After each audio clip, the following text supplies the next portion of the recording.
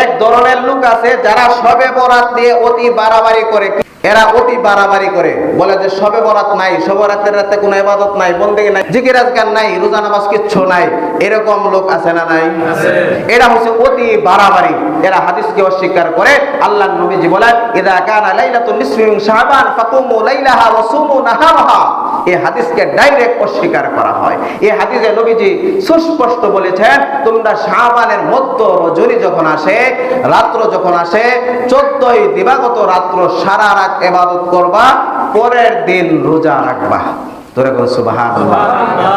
আরেকটা হইছে আমাদের দেশে অতি আবেগে বেশি করে, এটাও নিষেধ। অতি আবেগে কি করে? এই দিন হালুয়া রুটি নিয়ে ব্যস্ত, এই দিন ফটকা ফুজারি নিয়ে ব্যস্ত, এই দিন উমুক তুমুক আমোদ প্রমোদ নিয়ে ব্যস্ত, এই দিন আলোকসজ্জা করা, এই দিন বিভিন্ন আনন্দ উল্লাস করা।